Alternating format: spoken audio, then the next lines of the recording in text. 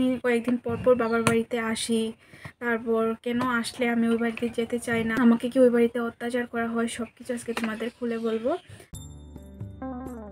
এখন যতই দিন যাচ্ছে ততই কিন্তু অভ্যাসের দাসীতে পরিণত হচ্ছি। আগে ঘুম থেকে উঠেই বিছানা উঠাতে একদম মনে থাকতো না, অনেক বকা খেতাম জানো তো। আর এখন ঘুম থেকে উঠে যত টাইম না বিছানাটা উঠাবো তত টাইম একদম ভালো লাগে না। তো অনেকটাই পরিবর্তন হয়ে গেছে আমি, আর আমার মতো অনেক মানুষই পরিবর্তন হয়ে গেছে। বিয়ের পর আর বিয়ের আগের অনেক পার্থক্য থাকে। তো দেখো বিছানাটা গুছিয়ে নিয়েছি আমাদেরও, আর বাবার ভাই যে ঘুমায় ওইটাও গুছিয়ে নিয়ে কলপারে এসে কতগুলি কাপড় ভিজিয়ে নিলাম। Welcome back to my channel. তোমরা সবাই কেমন আছো? আশা করি সবাই অনেক ভালো আছো, সুস্থ আছো। আর আমিও ভালো আছি, মানে কিছুটা ভালো আছি, কিছুটা খারাপ আছি। কেননা আমার অনেক দিন ধরে মোবাইলটা অনেকটা ডিস্টার্ব করছে, জানি না কেন। সেই জন্য কিন্তু আজকে অনেক দিন পর ব্লগ ভিডিও স্টার্ট করলাম। জানি না ভিডিওটা কীরকম হবে। তারপরে তোমাদের কাছে অনুরোধ রইল, তোমরা পুরোটা ভিডিও স্কিপ না করে আমার সাথে থাকো, আমার পুরো ভিডিওটা দেখো। তো এতদিন ভিডিও না করার কারণ হলো মোবাইলটা ডিস্টার্ব দেখাচ্ছে, জানি না কেন। মানে ভিডিও তো ব্লগ ভিডিও বানানোর জন্য তো সব সকাল থেকে রাত পর্যন্ত ভিডিও আমি করি, কিন্তু এডিট করার সময় গিয়ে দেখি কি ভিডিওগুলি ডিলিট হয়ে যায়, আর না হলে খুঁজে পাচ্ছি না, মানে নিজে নিজে ভিডিও ডিলিট হয়ে যাচ্ছে। তো সেই জন্য কিন্তু মনটা খারাপ হয়ে যায়। কেন আমি কয়েকদিন পর পর বাবার বাড়িতে আসি, তারপর কেন আসলে আমি ওই বাড়িতে যেতে চাই না, আমাকে কি ওই বাড়িতে অত্যাচার করা হয়, সব কিছু আজকে তোমাদের খুলে বলবো। একটা বাড়িতে যখন একটা মেয়ে না থাকে তখন বোঝা যায়, বাড়িঘর দেখলে যে এই বাড়িতে মেয়ে নেই। দেখো তো আজকে এখন কি সুন্দর করে গুছগাছ করে রাখি, এই বিছানা ওই বিছানা, তারপর আলনা সব গুছিয়ে রাখি। আর এদিকে দেখো মা কিন্তু এখন জমিতে নিয়ে এগুলি ফেলবে, গোবর তারপর সার সবটা মিশিয়ে নিয়ে। আর আমি জন্মের পর থেকে যতদিন না আমি বুঝে হয়েছি ততদিন থেকেই দেখি আমার মা একাই কিন্তু সবজি ক্ষেত, মানে জমি করে সবজি করে। আমার বাবাকে আমি কোনোদিন দেখিনি সবজি ক্ষেত করতে, বা মার লগে মানে মার সঙ্গে হাতে হাত মিলিয়ে যে কাজ করা সেটা আমি কোনোদিন দেখিনি। যাই করে আমার মা একাই করে।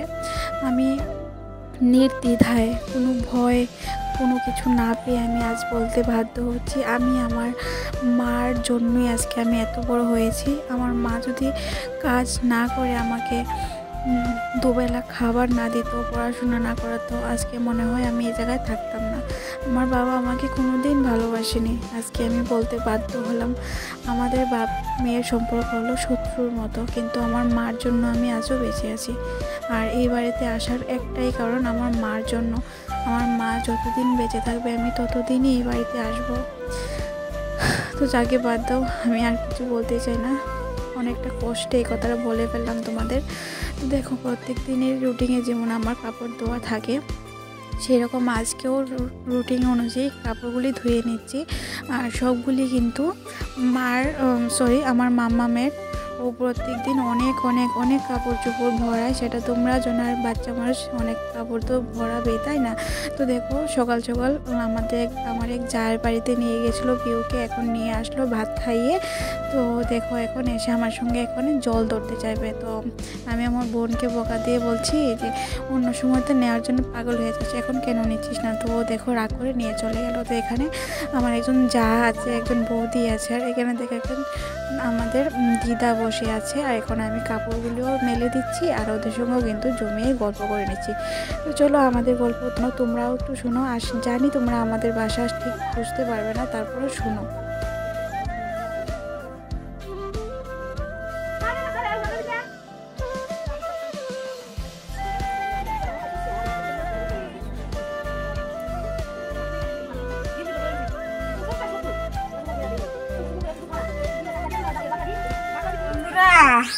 আজকের ভিডিওটা আমি শুরু করছি।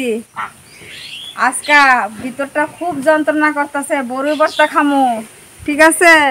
আমি যতবারই মার কথাটা শুনি, মার ভিডিওটা দেখি, ততবারই কেন জানি চোখে জল চলে আসে।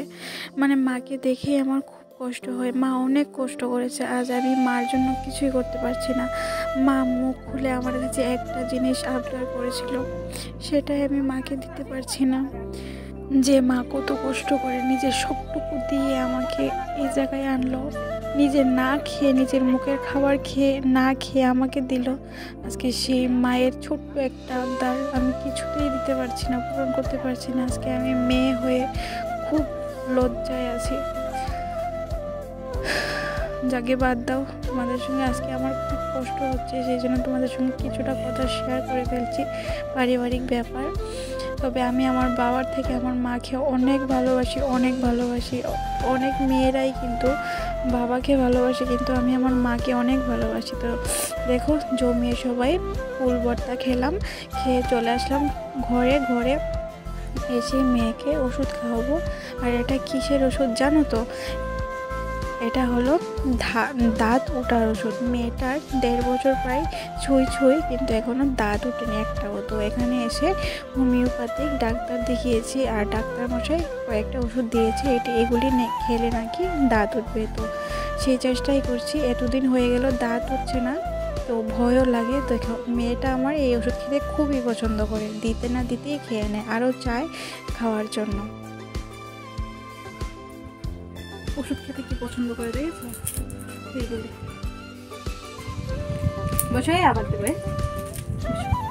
ওই বাড়িতে থাকলে কাজের জন্য কথা বলতে পারি না, ভিডিও করতে পারি না, আর এই বাড়িতে আসলে মানে নিজের দোষে কথা বলতে পারি না, ভিডিও করতে পারি না। মানে বাপের বাড়িতে আসলে আমার যেটা হয়, প্রত্যেকটা মুহূর্ত আমি আমার মতো করে কাটাতে চাই।